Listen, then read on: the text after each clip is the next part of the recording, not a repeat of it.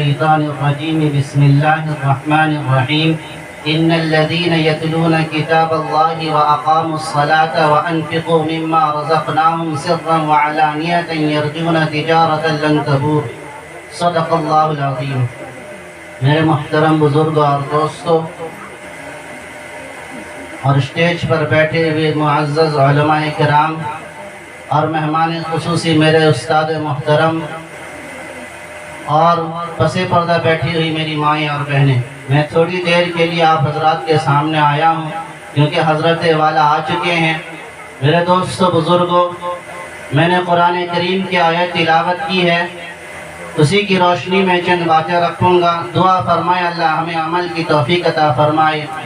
اللہ تبارک و تعالی اس آیت میں فرماتے ہیں ان الذین یتلون کتاب اللہ واقاموا الصلاۃ، کہ ہم لوگ دنیا میں بہت ساری تجارتیں کرتے ہیں، بہت سارے کاروبار کرتے ہیں، بہت ساری بزنس کرتے ہیں، لیکن اس بزنس اور تجارت میں گھاٹا اور نقصان بھی ہوتا ہے، منافع بھی ہوتا ہے اور نقصان بھی ہوتا ہے، لیکن اللہ فرماتے ہیں میرے بندو آؤ مجھ سے تجارت کرو، ایسی تجارت جس میں کوئی گھاٹا نہیں ہے، کوئی نقصان نہیں ہے۔ اللہ فرماتے ہیں کہ تم مجھ سے تجارت کرو کہ اس میں فائدہ ہی فائدہ ہے، اس تجارت کرو کہ اس میں فائدہ ہے۔ اگر فائدہ حاصل کرنا چاہتے ہو تو تین کام کرو۔ پہلا کام یہ ہے، اللہ فرماتے ہیں ان الذین یتلون کتاب اللہ، کہ تم اللہ کے کتاب کی تلاوت کرو، اللہ کے قرآن کی تلاوت کرو۔ اگر اللہ کے کتاب کی تلاوت کرو گے یہ ایسی تجارت ہے اس میں نقصان کا سوال ہی نہیں ہے، فائدہ ہی فائدہ ہے۔ میرے دوست بزرگوں، آج ہم قرآن سے دور ہیں، قرآن کی تلاوت سے دور ہیں، قرآن پڑھتے نہیں ہیں۔ ہمارے گھروں میں قرآن رکھا ہوا ہے مگر ہم پڑھنا نہیں چاہتے، جبکہ میرے نبی نے فرمایا خیرکم من تعلم القرآن وعلمہ، تم میں سے بہترین شخص وہ ہے جو قرآن پڑھتا ہے اور قرآن پڑھاتا ہے۔ میرے دوست بزرگوں، آج ہم سمجھتے ہیں میں بینک بیلنس جمع کر لیا، میں سب سے بہتر ہوں، میں اعلیٰ خاندان والا ہوں، میں سب سے بہتر ہوں، میں پڑھا لکھا ہوں، میں سب سے بہتر ہوں۔ نہیں، میرے آقا نے فرمایا سب سے بہتر وہ ہے جو قرآن پڑھتا ہے اور دوسروں کو پڑھاتا ہے، وہ سب سے بہتر شخص ہے۔ حضرت امام احمد بن حنبل اللہ کو خواب میں دیکھتے ہیں، وہ فرماتے ہیں اے اللہ کوئی ایسی بات بتا دے، جو میں ایسا عمل بتا دے جو میں کروں اور تیرا تقرب حاصل ہو۔ اللہ فرماتے ہیں اے احمد تو قرآن کی تلاوت کیا کر، جس سے میرا تقرب حاصل ہو جائے گا۔ آج ہم قرآن سے دور ہیں، قرآن پڑھتے نہیں ہیں۔ تو میرے دوست بزرگوں، اللہ فرماتے ہیں کہ مجھ سے ایسی تجارت کرو جس میں کوئی نقصان اور گھاٹا نہیں ہے۔ وہ تجارت کیا ہے؟ کہ پہلی چیز قرآن کی تلاوت کرو۔ دوسری چیز اللہ تعالیٰ فرماتے ہیں وَأَقَامُوا الصَّلَاةَ، نماز قائم کرو۔ یہ ایسی تجارت ہے جس میں کوئی گھاٹا نہیں، کوئی نقصان نہیں، فائدہ ہی فائدہ ہے۔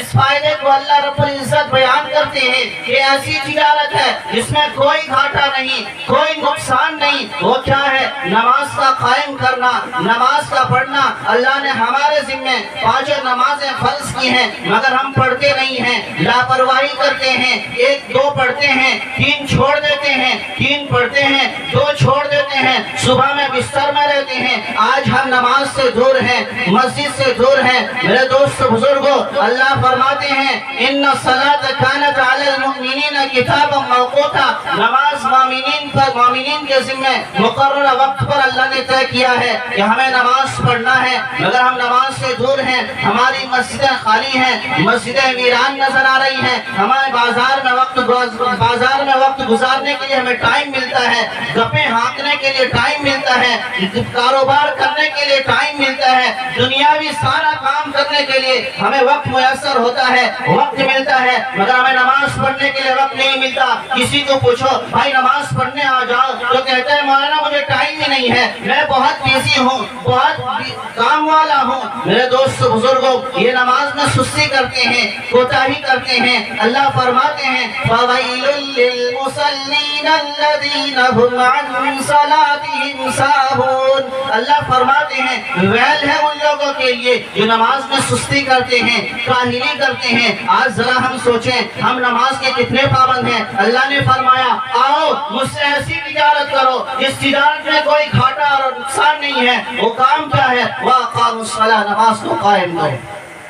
اللہ فرماتے ہیں تیسرا کام کرو. وہ تیسرا کام کیا ہے؟ وَأَنفِقُوا مِمَّا رَزَقْنَاهُمْ سِرًّا وَعَلَانِيَةً. کہ تمہیں اللہ نے جو رزق دیا ہے, اللہ نے جو مال دیا ہے, اسے اللہ کے راستے میں سری طور پر, پوشیدہ طور پر, اعلانیہ طور پر اللہ کے راستے میں خرچ کرو. آج ہم سوچتے ہیں یہ میرا مال ہے, یہ میری کمائی ہے, یہ میرے خون پسینے کا پیسہ ہے, یہ میں نے محنت سے کمایا ہے, یہ میرا ہے. یاد رکھیں یہ میرا نہیں ہے, یہ میرے رب کا ہے جو اللہ نے ہمیں عطا کیا ہے بطور امانت کے. میرے دوست بزرگوں, رعایت میں آتا ہے اللہ کے نبی نے فرمایا, ابن آدم کہتا ہے کہ میرا مال, میرا مال, حالانکہ اس کا مال صرف 3 ہے, اس کے علاوہ جو چھوڑ دیا وہ سب اس کے وارثین کا ہے, اس کے اولادوں کا ہے. جو کھایا, کھا کے ہضم کر دیا یہ اس کا ہے, جو پہنا, پہن کے پھٹا دیا یہ اس کا ہے, جو اللہ کے راستے میں خرچ کر لیا یہ اس کا ہے, باقی جتنا ہے یہ اس کے وارثین کا ہے. تو میرے دوست بزرگوں, اللہ فرماتے ہیں کہ آؤ مجھ سے تجارت کرو,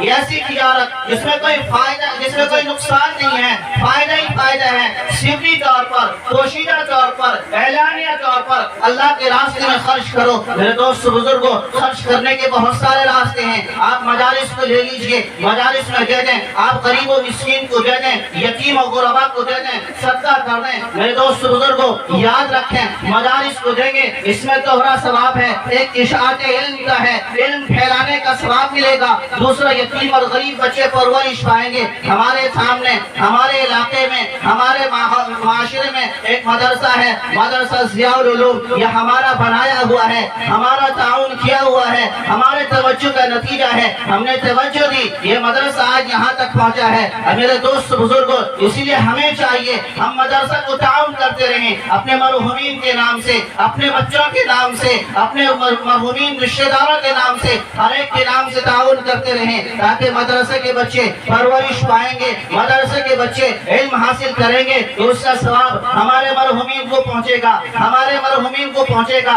ہمارے ابا اماں کو پہنچے گا. میرے دوست بزرگوں یاد رکھیں ہم پر مصیبتیں آتی ہیں, پریشانیاں آتی ہیں, ہم میٹھی نیند سوتے ہیں. یہی مدرسہ کے بچے ہیں جو راتوں کو اٹھ کر قرآن کی تلاوت کرتے ہیں, راتوں کو اٹھ کر تہجد کی نماز پڑھتے ہیں. اللہ ان کے صدقے سے ہم پر مصیبتیں ٹال دیتا ہے. جب زمین پر کوئی قرآن کی تلاوت کرتا ہے تو اللہ مصیبتوں کو ہٹا دیتا ہے. انہی مدرسہ کے صدقے, انہی مدرسے کے طلباء کے دوپہر میں ہم میٹھی نیند سوتے ہیں. انہی مدرسے کے بچوں کی وجہ سے ہم پرسکون زندگی گزارتے ہیں. اگر ہم آج ان کا خیال نہیں کریں گے, آج اس کی فکر نہیں کریں گے, یاد رکھیں ہم ذلت و رسوائی کے دہانے پر جا گریں گے. اس لیے میرے دوست بزرگوں, میں وقت زیادہ نہیں لینا چاہتا. ہمارے استاد محترم آ چکے ہیں, لہٰذا انہیں انتظار کرانا اچھی بات نہیں ہے. لہٰذا میں کہتا ہوں آئیے آپ مدرسے کے لیے تعاون کرتے جائیں. یاد رکھیں یہ اللہ کے ساتھ ایسی تجارت ہے جس میں کوئی نقصان نہیں ہے. آج ہر بندہ تجارت میں فائدہ چاہتا ہے, تجارت کا منافع چاہتا ہے.